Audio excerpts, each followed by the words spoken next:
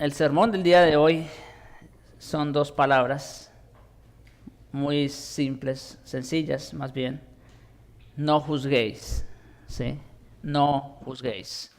Y ese es el título que lleva el sermón, las mismas palabras del Señor en Mateo 7:1. No juzguéis, para que no seáis juzgados. Llegamos ahora a la última sección del Sermón del Monte, llegamos al capítulo 7, ¿verdad? Ya hemos avanzado capítulos 5 y 6, hoy llegamos al capítulo 7. Y en esta nueva sección insiste de nuevo en la importancia absoluta de recordar que estamos caminando bajo la mirada de nuestro Padre. El tema particular que desarrolla se refiere sobre todo a nuestra relación con otras personas, pero lo importante después de todo sigue siendo nuestra relación con Dios, porque esa es la base de todas nuestras relaciones, cómo nos relacionamos con el Señor.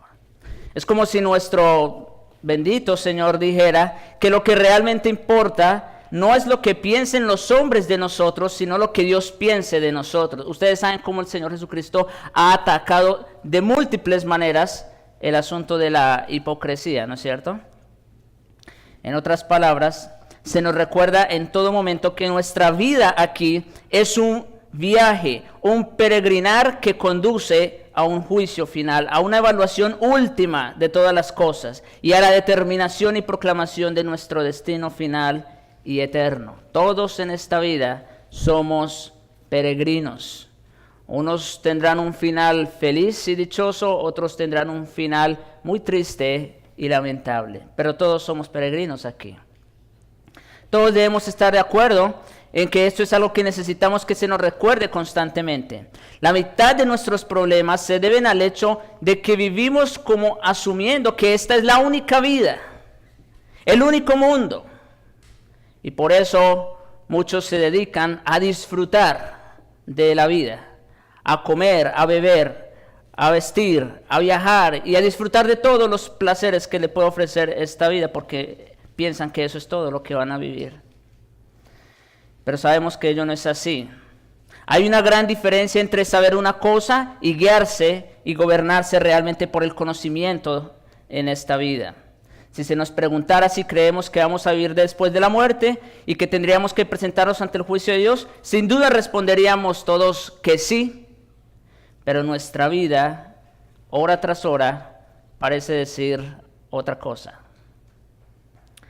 No se puede leer la Biblia sin llegar a la conclusión de que lo que realmente distingue al pueblo cristiano de los demás es que siempre han sido personas que han estado conscientes de su destino eterno.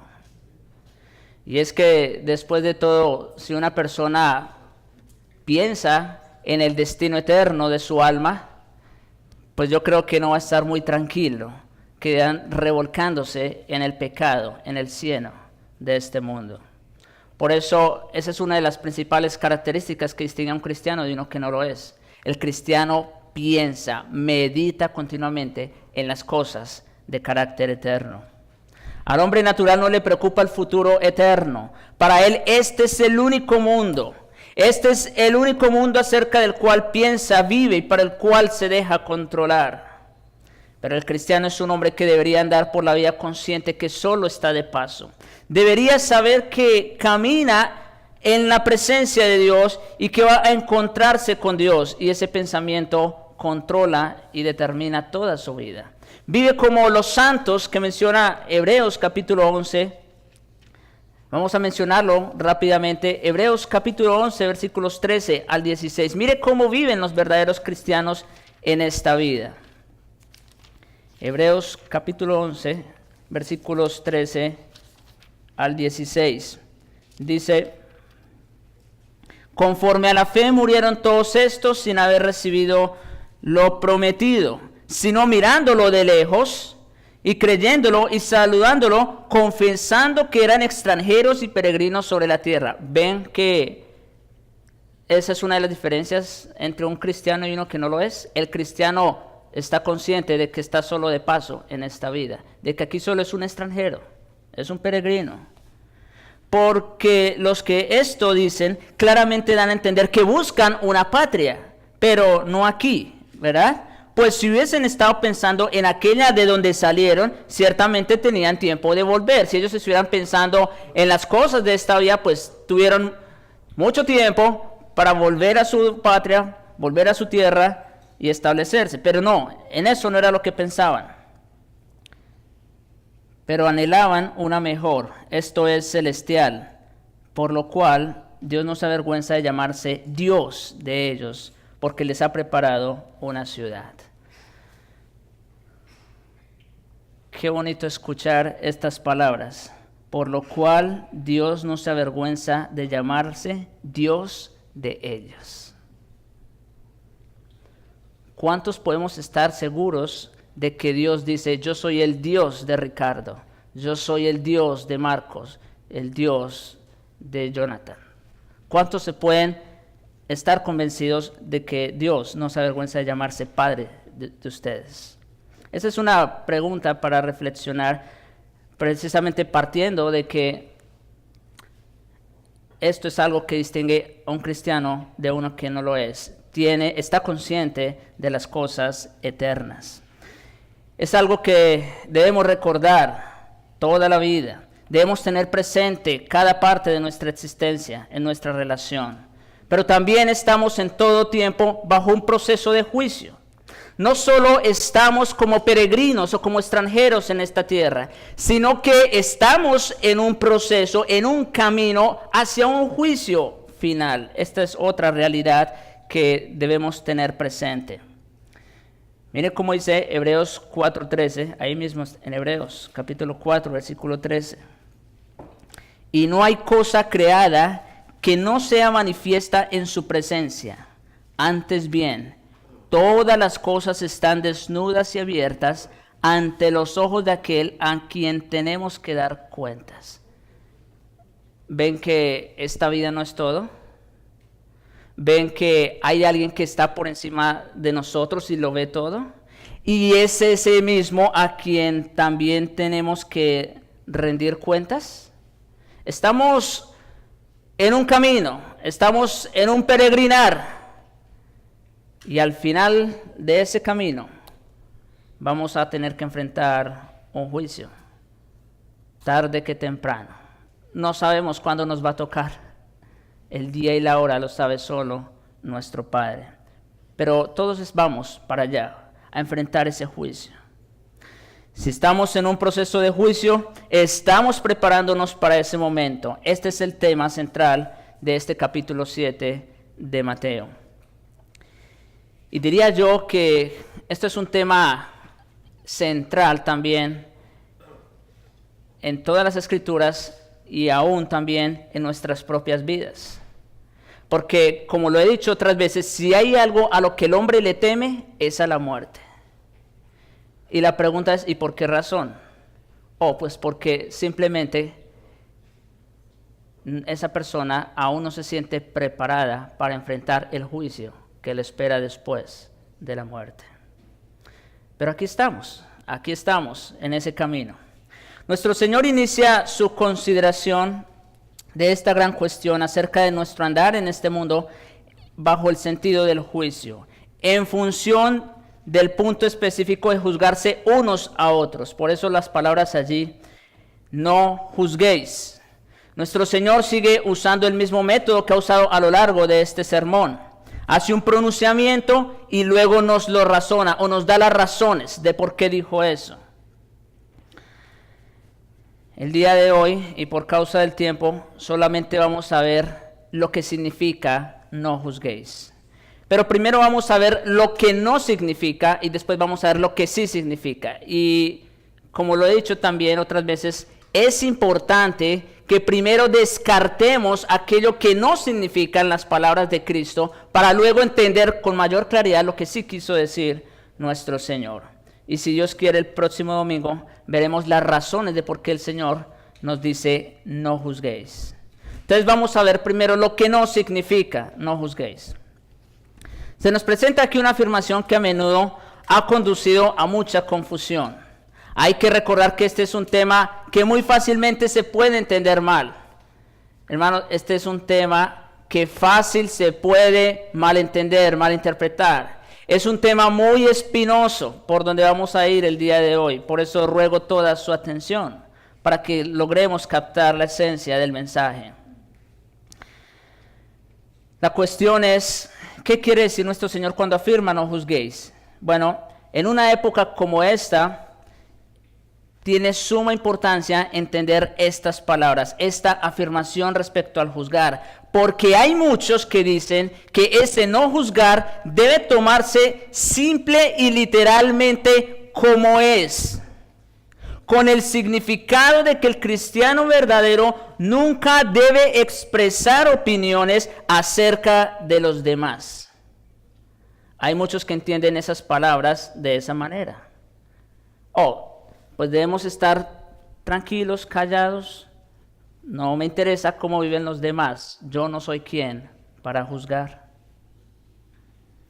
Dicen que no se debe juzgar nunca, que debemos ser blandos, indulgentes y tolerantes y permitir prácticamente todo en pro de la paz y la tranquilidad y sobre todo en pro de la unidad. Bueno, nosotros apenas vimos, ¿se acuerdan ustedes en la clase de catolicismo romano? Y especialmente el Papa Francisco, el nuevo Dios, el amor, ¿no es cierto? No importa si eres cristiano, si eres católico, si eres budista, si eres musulmán, todos creemos en el amor.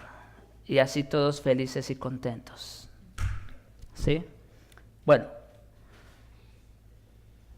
Pero no nos vayamos tan lejos. Aún dentro de nosotros mismos.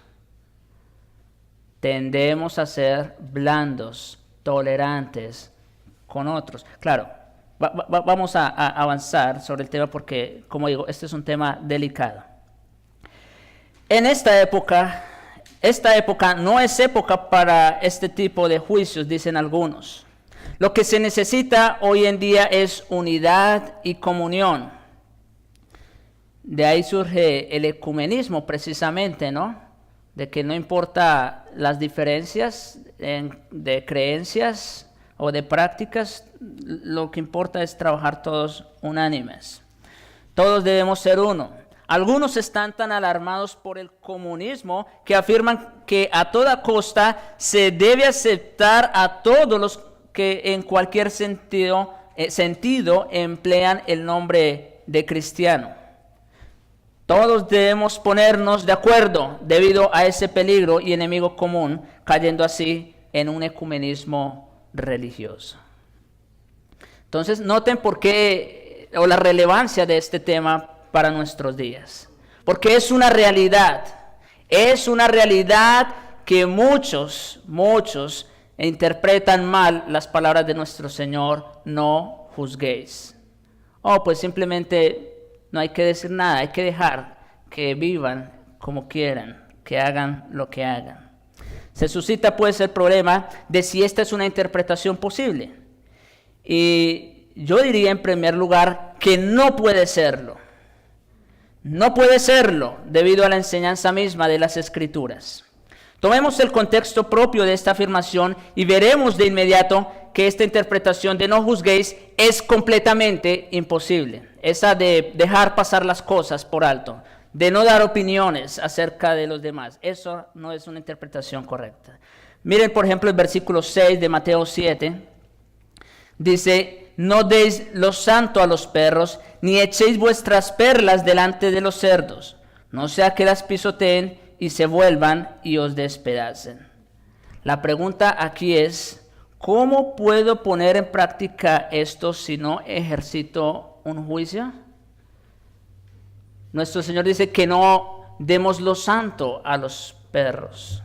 ¿Cómo puedo saber distinguir yo entre quién es un cristiano y quién es uno que no lo es? Yo debo de hacer un juicio para determinar tal cosa. Hay un proceso de discriminación. Pero si vamos más adelante, por ejemplo, al versículo 15 de Mateo 7, también dice allí: guardaos de los falsos profetas que vienen a vosotros como vestidos de oveja, pero por dentro son lobos rapaces. Otra vez surge la pregunta: ¿Cómo hay que interpretar esto? ¿Cómo podemos guardarnos de los falsos profetas si no discernimos y no juzgamos? No puedo guardarme de ellos si no pienso y si tengo miedo de juzgar y nunca evalúo la enseñanza. Esta gente viene con vestido de ovejas, son muy atractivos y emplean la terminología cristiana. Parecen inofensivos, honestos y nunca dejan de ser muy buenos. Pero nuestro Señor también dice, por sus frutos los conoceréis. Así que aquí el Señor nos está diciendo, si hay maneras de ver y de identificar los que son realmente creyentes y de los que no lo son. Y para ello, el Señor nos ha dado esa capacidad de juzgar. Ven que entonces no juzguéis no significa simplemente dejemos pasar todo, yo no soy quien para juzgar. No. ¿Cómo puedo poner a prueba el fruto y distinguir entre lo verdadero de lo falso? Así pues, sin ir más lejos, esta interpretación no puede ser la interpretación verdadera, porque dice que significa solo ser libre y fácil y tener una actitud blanda e indulgente hacia cualquiera que en forma vaga se llame cristiano. Esto es un peligro. Este punto de vista, sin embargo, se sostiene con tanta tenacidad y con tanta fuerza en las Escrituras que no podemos detenernos aquí. Debemos ir más allá y decir lo siguiente: la Biblia misma nos enseña que hay que ejercitar el juicio en relación con los asuntos del Estado, por ejemplo. La Biblia nos enseña que los jueces y magistrados reciben el poder y la autoridad de Dios y que el magistrado debe pronunciar juicio y que ese es su deber. Es parte del método que Dios tiene para frenar el mal y el pecado y los efectos mismos en este mundo temporal. Miren conmigo rápidamente Romanos capítulo 13. Estamos hablando de lo que no significa no juzgar. No juzgar no significa dejar que pasen las cosas sin decir absolutamente nada. Miremos un ejemplo en el Estado, cómo el Señor ha dado autoridad para juzgar. Romanos 13, versículos 3 y 4. Porque los magistrados no están para infundir temor al que hace el bien, sino al malo. ¿Quieres pues no temer a la autoridad? Haz lo bueno y tendrás alabanza de ella. Y el versículo 4 nos explica cuál es la autoridad que tiene el Estado para juzgar. Porque, bueno, aunque a veces se cometen injusticias, ¿no? Sin embargo, no por eso dejan de ser la autoridad. Porque, versículo 4, es servidor de Dios para tu bien. Si haces lo bueno, tranquilo, porque ellos te sirven para tu bien. Ellos te protegen, ellos te cuidan. Pero si haces lo malo, teme, porque no en vano lleva la espada, pues es servidor de Dios, vengador para castigar al que hace lo malo. ¿Ven que Dios ha dado autoridad para juzgar? Y en este caso específico la ha dado a los magistrados, a las cortes, para que juzguen entre uno y otro delito. Por tanto, si alguien dice que no cree en los tribunales de justicia, contradice la Biblia. No significa siempre emplear la fuerza, pero hay que juzgar. Y si alguien no lo hace o no quiere hacerlo, no solo no cumple con su deber, sino que es antibíblico. Una persona, por ejemplo, y estamos hablando de cristianos, te hacen un mal, ¿verdad? Te robaron un carro, un salario, te hicieron algún mal, y tú no reportas, tú no denuncias, entonces tú estás siendo cómplice del que lo hizo, porque es por mandato de Dios responsabilidad de todos llevar eso ante los tribunales judiciales. Pero bueno, dejemos el Estado ahí Y vengámonos un poco más cerca de nosotros, más para acá. Se encuentra también la misma enseñanza en la Biblia respecto a la iglesia. La Biblia muestra muy claramente que hay que ejercitar el juicio en el ámbito de la iglesia. Y esto quizá merecería un estudio completo, pero no tenemos el tiempo para hacerlo. Pero, sin embargo, resulta verdad decir que la disciplina en la iglesia muchas veces es casi inexistente o muy floja en nuestros días. ¿Cuándo han oído ustedes entre nosotros la última vez que una persona haya sido excomulgada? ¿O cuándo se le ha impedido a una persona que participe de la cena? Si uno se remonta a las primeras épocas del protestantismo, se ve que la definición protestante de la iglesia es que la iglesia es un lugar donde se predica la palabra, se administran los sacramentos y se ejerce la disciplina. Nosotros cuando estuvimos viendo el curso de eclesiología, ustedes recordarán que las tres marcas que distinguen no solo a una iglesia bíblica y saludable, sino a una iglesia verdadera, son tres por lo menos. Se predica la palabra, se administran los sacramentos y se ejerce la disciplina. No que tengamos que estarlo haciendo cada rato, pero si no lo hemos visto entre nosotros en mucho tiempo, puede que nos esté pasando lo de los corintios, que nos estamos envaneciendo o consintiendo sus pecados, y en tal caso nos hacemos igualmente culpables con los que los practican.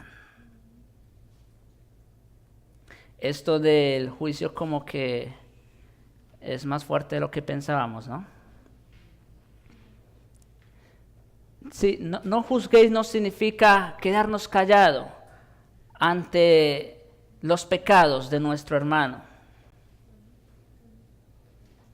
Porque si hacemos así, estamos permitiendo que manchen el cuerpo de Cristo y la dignidad de su nombre. La disciplina era para los padres protestantes señal tan distintiva de la iglesia como lo era la predicación de la palabra y la administración de los sacramentos. Nosotros aquí cada 8 días por la voluntad de Dios nos reunimos para predicar y exponer las Santas Escrituras y para tomar la Santa Cena.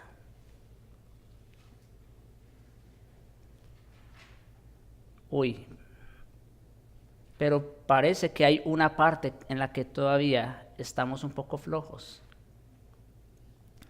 Sabemos muy poco acerca de la disciplina. Es el resultado de esa noción floja y sentimental de que no hay que juzgar. ¿Quién eres tú para juzgar? Vamos a ver 2 textos rápidamente. Son los 2 textos clásicos acerca del tema de la disciplina. El primero de ellos, Mateo, capítulo 18. Vamos a ir allá. Mateo, capítulo 18, versículos 15 al 22.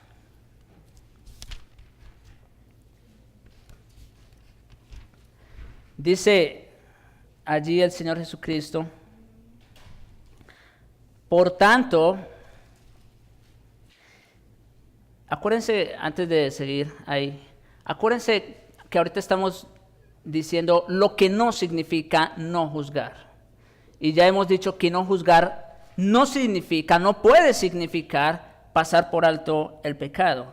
Y miren lo que el Señor dice aquí: por tanto, si tu hermano peca contra ti, ven que no es solamente si me dijo algo que no me gustó, no.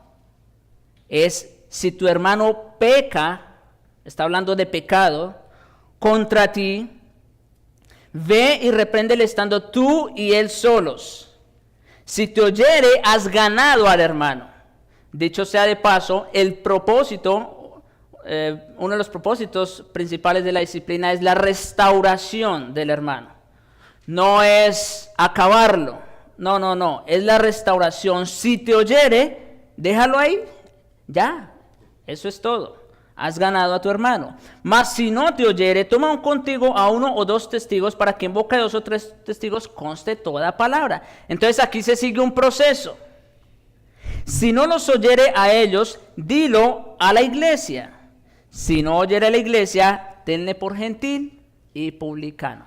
En otras palabras, cuando ve uno a un hermano en un pecado, y estamos hablando no de cualquier pecadito, aunque claro, para Dios no hay diferencia, pero no estamos hablando de que esa persona, no sé, de pronto es un poco perezosa y se levanta tarde o cosas como esa, sino estamos hablando de pecados escandalosos, visibles. Aquí vemos que aquí hay un proceso, pero también vemos lo siguiente, que si uno, vamos a decir, va en amor al hermano, le habla, y el hermano responde positivamente ante ese llamado, entonces hay que dejarlo ahí, porque ese es el objetivo, eso es todo. Pero si después de agotar todos estos pasos que menciona nuestro Señor aquí, en Mateo 18, entonces miren cómo termina diciendo, tenle por gentil y publicano. Si es un verdadero creyente, no importa lo que le digan, no va a hacer caso. ¿Por qué? Pues porque simplemente no es cristiano. Y por eso nuestro Señor dice, téngalo por gentil y publicano. ¿Entienden el proceso entonces? Pero sigue diciendo ahí Mateo 18, versículo 18. Ya vimos el hecho de la disciplina, ahora veamos la autoridad. ¿Con qué autoridad se ejerce la disciplina en la iglesia? Versículo 18. De cierto os digo que todo lo que atéis en la tierra será atado en el cielo, y todo lo que desatéis en la tierra será desatado en el cielo. Bueno, ustedes saben cómo malinterpretan estas palabras en otros lugares, pero miren el contexto en el que se encuentran. Lo que quiere decir aquí nuestro Señor es que todo lo que se haga aquí en la iglesia, específicamente con respecto al tema de la disciplina, tiene la autoridad misma del Señor, tanto que todo lo que se ate aquí será atado allá, y lo que se desate aquí será desatado allá. ¿Ven las implicaciones del ejercicio de la disciplina? Otra vez os digo, que si 2 de vosotros se pusieren de acuerdo en la tierra acerca de cualquiera cosa que pidieren, les será hecho por mi Padre que está en los cielos. Si tú con otro hermano van, se juntan y hablan con aquel que de pronto está en pecado, nuestro Señor escucha eso. Y miren lo que sigue, versículo 20. Porque donde están 2 o 3 congregados en mi nombre, allí estoy yo en medio de ellos. Muchas veces, incluso entre nosotros, se usa este versículo para hablar acerca de la oración, ¿no es cierto? Que donde 2 o 3 están reunidos, pues ahí está Dios. Bueno, en un sentido eso también se aplica, ¿verdad? Porque el Señor está en medio de los santos cada vez que se reúne. Pero noten el contexto inmediato de estas palabras. Donde 2 o 3 están congregados en mi nombre, allí estoy yo en medio de ellos. ¿Para qué? Para ejercer la disciplina de la iglesia. Pero ahí no termina nuestro Señor. Ya vimos el hecho de la disciplina, vimos la autoridad para ejercerla, y aquí quiero decir algo adicional. Noten que la autoridad no es humana. Noten que nadie se puede parar aquí a hacer disciplina o a disciplinar a un hermano por su propia cuenta. Porque yo soy mejor que él, o porque yo soy el pastor, entonces puedo hacerlo. No. La autoridad no es de hombres, sino divina. Es bajo la autoridad de Cristo. Esto es algo sumamente importante, porque aquí nadie puede pararse el cuello y decir, yo no hago esto, yo no hago aquello. Tú no puedes hacer eso, pero puedes hacer otra cosa. Entonces, la autoridad no es humana, es divina. Pero veamos ahora el espíritu de la disciplina. versículos 21 y 22. Entonces se le acercó Pedro y le dijo: Señor, ¿cuántas veces perdonaré a mi hermano que peque contra mí? ¿Hasta 7? A Pedro quizá le parecía que 7, pues bueno, ya era suficiente, ¿no es cierto? ¿Hasta 7? Pero por un momento creyó ser muy benevolente, ¿no? ¿Hasta 7 veces? Y Jesús le dijo: no te digo hasta 7, sino aún hasta 70 veces 7. ¿Qué quiere decir esto? Bueno, como les dije hace un momento, el propósito de la disciplina no es acabar con el hermano. Porque si tú haces eso, estás faltando el respeto a un santo de Dios. Estás deshonrando a Cristo mismo. Pero lo que quiere decir es lo que dije al principio. Si tú vas y hablas con el hermano en amor y tu hermano te oye y se arrepiente, hasta ahí déjalo. No tienes que ir más allá. Nuestro Señor está diciendo: perdónalo. Todas las veces que viniere arrepentido, perdónalo. Y ese es uno de los textos que, como digo, que traemos para hablar acerca del tema de la disciplina. Y el otro, rápidamente, está en 1 Corintios capítulo 5. 1 Corintios capítulo 5. Vamos a ver aquí unos cuantos apuntes respecto a este texto. Dice, primero, versículos 1 en adelante: de cierto se oye que hay entre vosotros fornicación, y tal fornicación cual ni aún se nombra entre los gentiles, tanto que alguno tiene la mujer de su padre. Esa era la situación que estaba pasando en la iglesia de Corinto. Y vosotros estáis envanecidos. ¿No debierais más bien haberos lamentado para que fuese quitado en medio de vosotros el que cometió tal acción? Ciertamente yo, como ausente en cuerpo, pero presente en espíritu, ya como presente he juzgado al que tal cosa ha hecho. ¿Qué es lo que vemos aquí? Vemos otra vez al apóstol Pablo diciendo a la iglesia de Corinto: hay un caso que deben tomar en cuenta, y que ustedes, dice en versículo 2, están envanecidos. ¿Lo ven allí? ¿Qué significa esto? Significa que los corintios estaban, vamos a decir, malentendiendo, malinterpretando las palabras de Cristo: no juzguéis, y están diciendo: no, pero pues ¿quiénes somos nosotros para juzgar a tal hermano, verdad?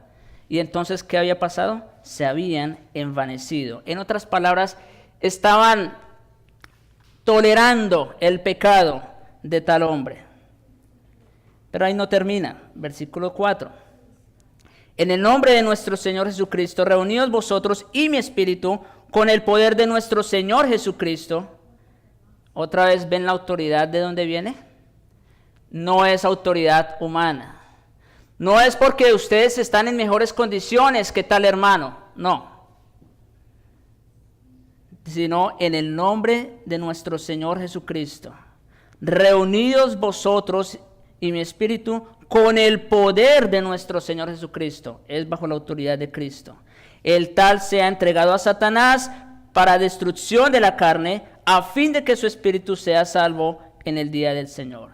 Y aquí hay algo que tenemos que decir, y es lo siguiente: ejercer la disciplina no es fácil. No es fácil. No crean que en el momento que tengamos que llamar la atención a un hermano, nosotros estamos gozándonos por dentro. No. Eso causa mucha tristeza, mucho dolor. Mire cómo dice Pablo: el tal sea entregado a Satanás para la destrucción de la carne. Si nosotros somos hermanos, ¿cómo podemos alegrarnos o sentir placer de la situación de un hermano que está en pecado? Eso no es motivo de pecado. Eso no es motivo de gozo.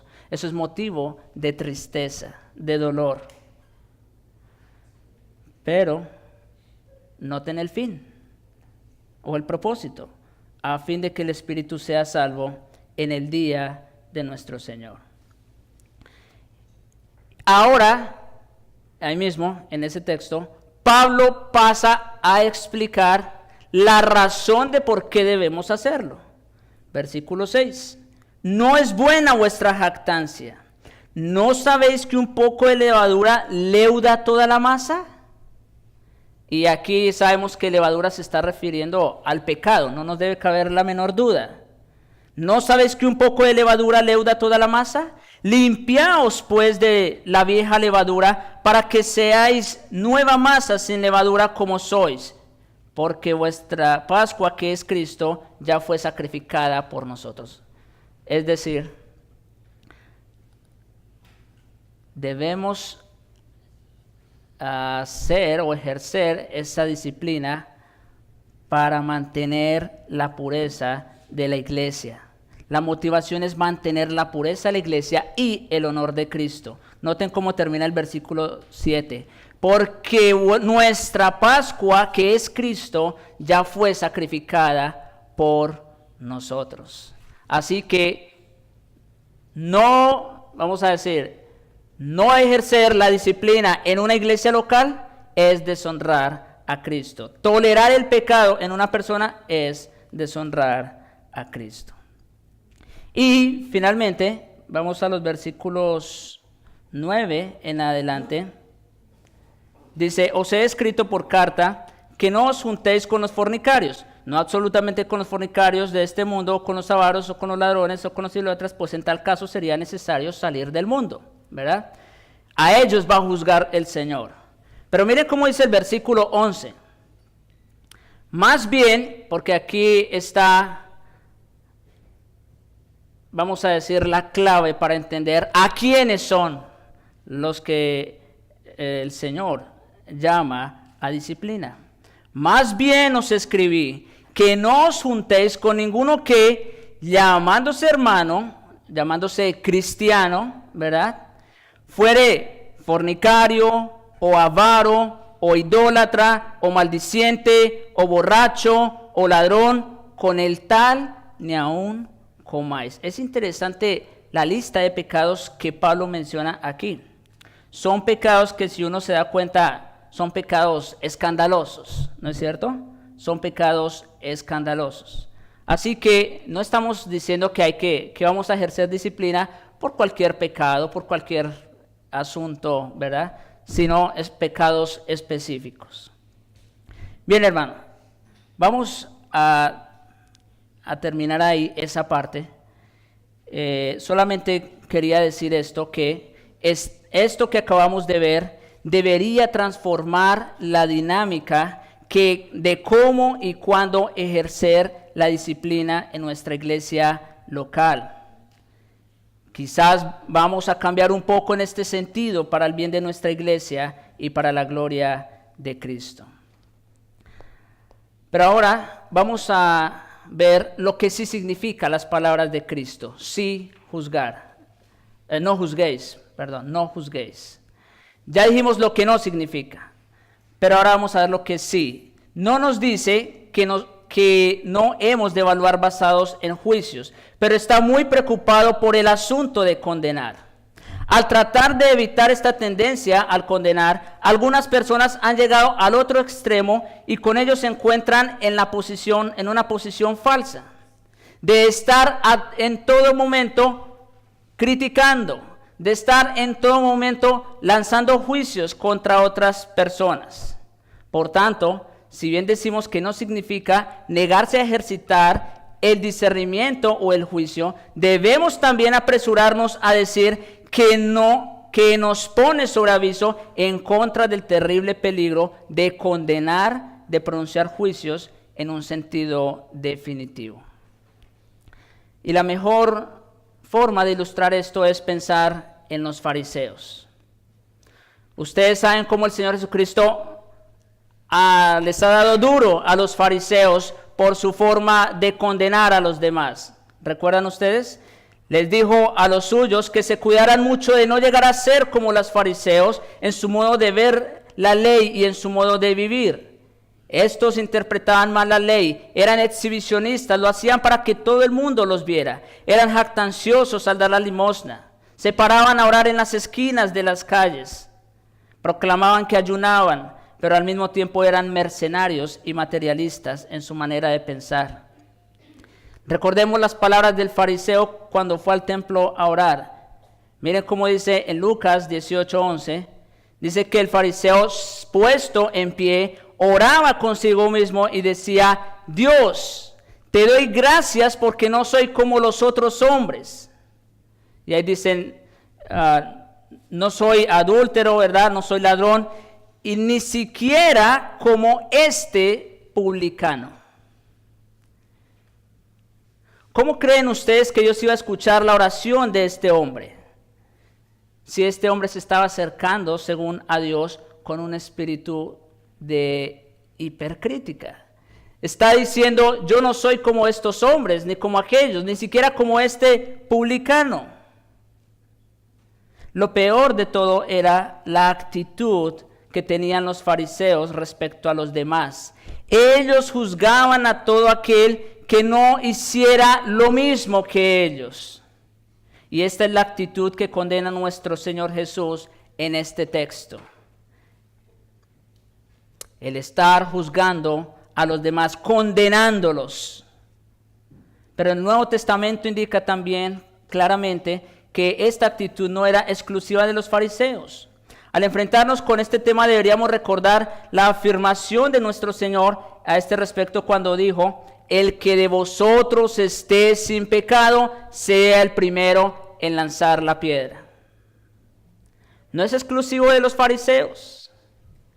Cualquiera que se ponga aquí en pie a arrojar la piedra contra ese hermano que está en pecado, cualquiera que se halle digno, lance la primera piedra. Estoy seguro que nos pasaría exactamente lo mismo que les pasó a aquellos hombres. Se les cayeron las piedras de las manos. Supongo que no hay nada en todo el Sermón del Monte que nos llegue con un sentido tal de condenación como esta afirmación que estamos estudiando.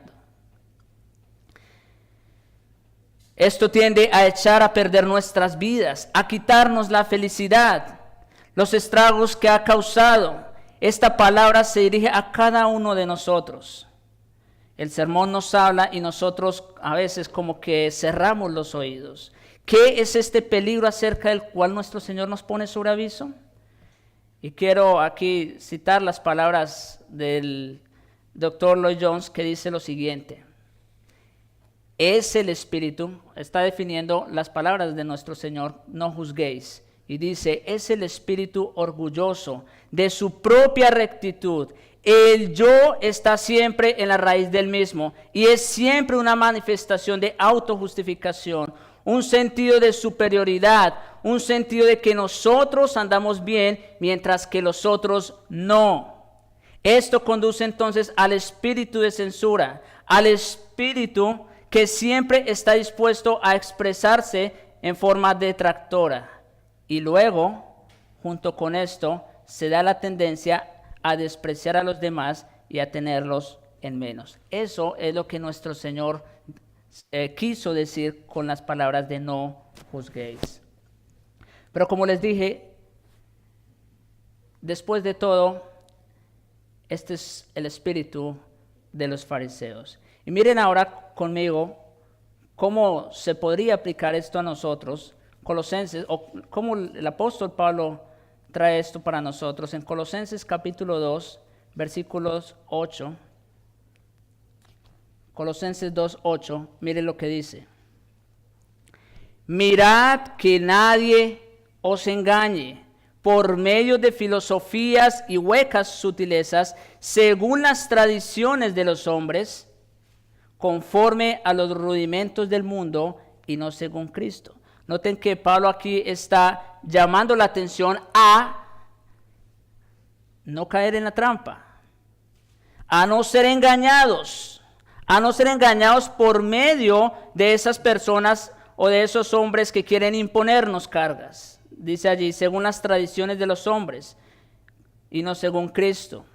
Versículos 13 al 17. Y a vosotros, estando muertos en pecados y en la incircuncisión de vuestra carne, os dio vida juntamente con él, perdonándoos todos los pecados, anulando el acta de los decretos que había contra nosotros, que nos era contraria, quitándola de en medio y clavándola en la cruz. Aquí vemos primero que nosotros ya hemos sido liberados completamente de la esclavitud del pecado en Cristo. Ya esa acta fue anulada. Versículo 16. Mire cuál es el resultado de estar en Cristo ahora. Por tanto, nadie os juzgue en comida o en bebida o en cuanto a días de fiesta, luna nueva o días de reposo, todo lo cual es sombra de lo que había de venir. Noten cómo ahora, estando en Cristo, nosotros ya no estamos sujetos a una ley o a una norma. Ya nadie puede juzgarnos. Pablo escribe esto porque muchos querían judaizar, lo que se le llama. Judaizar era que muchos querían traer las costumbres de los judíos ahora en el nuevo pacto, e incluso a los gentiles, porque está hablando a una iglesia gentil en Colosas. Y Pablo les está diciendo, no, eso ya no puede ser. Nadie los puede juzgar en cuanto a esas cosas. Ya estando en Cristo, o una vez Cristo ha venido, ya nadie nos puede juzgar en cuanto a esas cosas. Versículos 20 al 23. Pues si habéis muerto con Cristo en cuanto a los rudimentos del mundo, ¿por qué como si vivieseis en el mundo os sometéis a preceptos? Otra vez, ¿ven? Os sometéis a preceptos tales como no manejes, ni gustes, ni aun toques, en conformidad a mandamientos y doctrinas de hombres, cosas que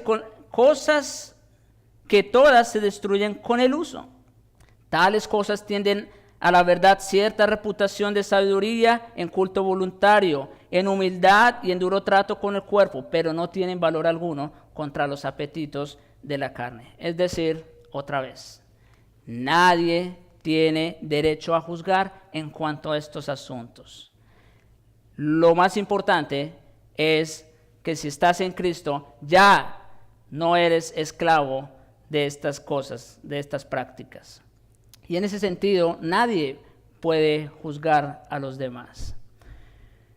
Pero me parece también que una parte de importancia vital de este espíritu es la tendencia a ser hipercrítico, como les decía. Hay una diferencia entre ser crítico y ser hipercrítico. El verdadero espíritu de crítica es algo bueno, porque mira las cosas como son. Pero por desgracia, muchas personas pasan de lo crítico a ser hipercríticos. Es decir, a estar nomás mirando con una lupa, con lujo de detalle, cuáles son los defectos de las otras personas para ver en qué pueden juzgarlas. Este es un espíritu hipercrítico. Es un espíritu que siempre espera los errores y casi sufre una decepción si no los encuentra. No puede haber dudas acerca de esto. El espíritu hipercrítico nunca se siente realmente feliz a no ser que encuentre faltas en otros. El mejor comentario de esto lo tenemos en Romanos 14, fue el texto que leyó el hermano Raúl al comienzo. No vamos a ir otra vez allá, por eso ya se leyó. Pero es un texto donde Pablo les dice a los romanos en detalle que eviten el juzgarse unos a otros en asuntos de la comida, de la bebida, del considerar un día más importante que otro. Pablo les dice que todo eso está mal, que uno puede observar un día, otro día, pero que lo realmente importante es, dice en el versículo 17, el reino de Dios no es comida ni bebida, sino justicia, paz y gozo en el Espíritu Santo. Eso es lo realmente importante. Las otras cosas que no tienen tanto valor, en esas no debemos juzgar. Hay asuntos esenciales en conexión con la fe, asuntos en los cuales no deben existir dudas, pero hay otros que son un poco más periféricos y en ellos no debemos juzgar, no debemos convertir en estos últimos asuntos en algo de importancia vital. quizá podemos concluir la descripción diciendo que este espíritu en realidad se manifiesta en la tendencia a emitir juicios definitivos acerca de las personas como tal. Esto significa que no es tanto un juicio de lo que hacen o creen o dicen, sino de las personas mismas. Una cosa es juzgar la acción de un hermano como mala, como pecaminosa, pero otra cosa es juzgar a la persona como tal. Y eso es lo que nuestro Señor quiere evitar allí, cuando dice no juzguéis. Es un juicio definitivo de la persona, y lo que hacen es tan terrible que para ser así se arroga algo que le pertenece a Dios. Son las personas que tienden a sentirse ellas como mejores que los otros al juzgar. Recordemos cuando nuestro Señor envió mensajeros a los pueblos de los samaritanos para que prepararan su llegada en Lucas 9, versículos 54 al 56. Y miren allí que al no recibirlos, Santiago y Juan, o Jacobo, porque Santiago y Jacobo son el mismo, Jacobo y Juan, al enterarse dijeron: Señor, ¿quieres que mandemos que descienda fuego del cielo como hizo Elías y los consuma? Noten que cuando ellos fueron a Samaria para preparar todo, la llegada del Señor, y al no recibirlos, ellos se molestaron tanto que le dijeron al Señor: ¿quieres que oremos y que pidamos que caiga fuego del cielo y que les destruya como hizo Elías? Ellos estaban arrogando una autoridad que le pertenece únicamente a Dios, y ese fue su problema. Ellos querían destruir a esos samaritanos, pero nuestro Señor se volvió a ellos y los censuró diciendo: vosotros no sabéis de qué espíritu sois, porque el Hijo del Hombre no ha venido para perder las almas de los hombres, sino para salvarlas. Fueron culpables de formar y emitir un juicio definitivo acerca de estas personas y de proponer su destrucción. Existe una diferencia enorme entre hacer esto y expresar una crítica inteligente de los puntos de vista, de la doctrina, de la enseñanza o de un modo de vida. Se espera que hagamos esto último, que tengamos un espíritu de discernimiento para ver entre lo bueno y lo malo, pero no de hipercrítica para estar juzgando todo el tiempo a los demás. Hasta aquí, hermanos, lo que quiso decir el Señor con esa sencilla frase de no juzguéis. No juzguéis significa que nosotros no somos quienes para arrogarnos, como les decía, ese derecho, esa facultad, esa autoridad que le corresponde únicamente a Dios. Aparte, nuestro Señor nos está guardando de ese espíritu hipercrítico, de estar todo el tiempo mirando a los demás, sus defectos, sus errores, para criticarlos.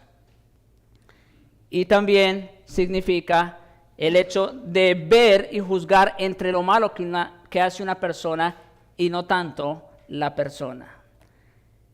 Yo sé que, como les dije al principio, este no es un tema fácil, ¿verdad? Y espero en el Señor y con la ayuda del Espíritu que hayamos logrado captar qué es lo que realmente significa, habiendo dicho lo que no significa. También dijimos que no significa que pues vamos a pasar por alto, vamos a tolerar cualquier especie de pecado, que vamos a consentir con el pecado como si eso no fuera algo delicado. Pero también, hermanos, quiero decir lo siguiente, y es, al pensar en estas cosas acerca de juzgar a los demás, o de no juzgar a los demás más bien, debemos pensar en lo que ya Cristo hizo por nosotros. Esto es importante. Y de hecho, quiero terminar ahora que lo menciono. En Mateo 18, después de cuando el Señor cita la disciplina en Mateo 18, nuestro Señor lo ilustra muy bien con una parábola. Y creo que este es el espíritu con el que nosotros debemos enfrentarnos a este tema. Mire cómo termina nuestro Señor. Mateo 18, 23, dice allí: por lo cual el reino de los cielos es semejante a un rey que quiso hacer cuentas con sus siervos. Y comenzando a hacer cuentas, le fue presentado uno que le debía 10,000 talentos, muchísimo. A este, como no pudo pagar, ordenó su señor venderle y a su mujer e hijos y todo lo que tenía para que se le pagase la deuda. Entonces aquel siervo postrado le suplicaba diciendo: Señor, ten paciencia conmigo y te lo pagaré todo. En otras palabras, rogó misericordia, ¿verdad? Ten paciencia conmigo y te lo pagaré todo. El señor de aquel siervo, movido a misericordia, le soltó y le perdonó la deuda. Esto es importante. Nuestro Señor está comparando el reino de los cielos con esto. Un rey. ¿Quién es el rey? Pues nosotros sabemos quién es el rey. Es Cristo. Y con un siervo, con uno de sus hijos, que le debía muchísimo dinero. ¿Y qué hizo? Le perdonó toda esa deuda. Pero, versículo 28. Pero saliendo aquel siervo, halló a uno de sus consiervos, es decir, a uno igual, ¿no es cierto? A un hermano. Postrando, halló a uno de sus consiervos que le debía 100 denarios. Eso es muchísimo menos de lo que él le debía a su señor. Y haciendo de él, le ahogaba diciendo: págame lo que me debes. Entonces su consiervo, postrándose a sus pies, le rogaba diciendo: ten paciencia conmigo y te lo pagaré todo. Fue las mismas palabras que él le dijo a su señor, ¿se acuerda? Ten paciencia conmigo, rogó misericordia. Versículo 30. Mas él no quiso, sino fue y le echó a la cárcel hasta que pagase la deuda. Esto es importante. El hecho de que el Señor, en alguna manera, como iglesia, nos haya dejado la autoridad de juzgar ciertos pecados, debemos tener cuidado del espíritu con que lo hacemos. Mire lo que dice: mas él no quiso, sino que fue y le echó a la cárcel hasta que pagase la deuda. Versículo 31. Viendo sus consiervos lo que pasaba, se entristecieron mucho y fueron y refirieron a su señor todo lo que había pasado. Entonces, llamándole su señor, le dijo: siervo malvado, toda aquella deuda te perdoné porque me rogaste. ¿Recuerdan todo lo que le debía? Y se la perdonó simplemente porque se lo rogó. En otras palabras, rogó por misericordia y misericordia le fue dada. Versículo 33. ¿No debías tú también tener misericordia de tu consiervo como yo tuve misericordia de ti? Esto es algo, hermano, que nosotros debemos tener presente siempre a la hora de acercarnos a este tema del juzgar. Lo hacemos, otra vez, no porque somos mejores que otros, no. Y de hecho, debemos hacerlo conscientes de que nosotros mismos también seremos juzgados un día.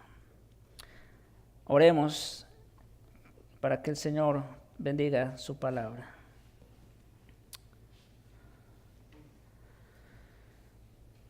Bendito Señor y Padre nuestro,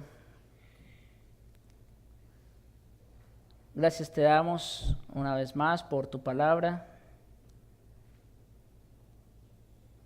que a veces es dura, Señor, para nosotros, dura de resistir. Pero gracias te damos, Señor, porque toda ella es verdad. La suma de tu palabra es la verdad, Señor. Y te rogamos, bendito Dios, que tú tengas misericordia de nosotros. En todo esto que hemos dicho, Señor, quizás fallamos de una o de otra manera.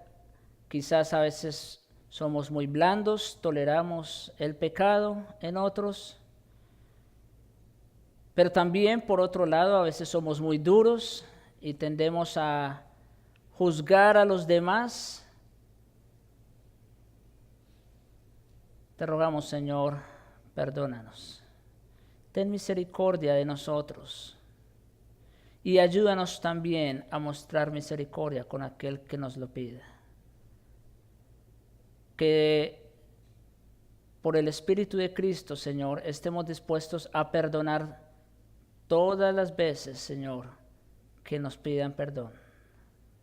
Te rogamos, oh Dios, enséñanos y muéstranos cada vez más de tu gracia, de tu amor, de tu misericordia, para que asimismo nosotros podamos dar.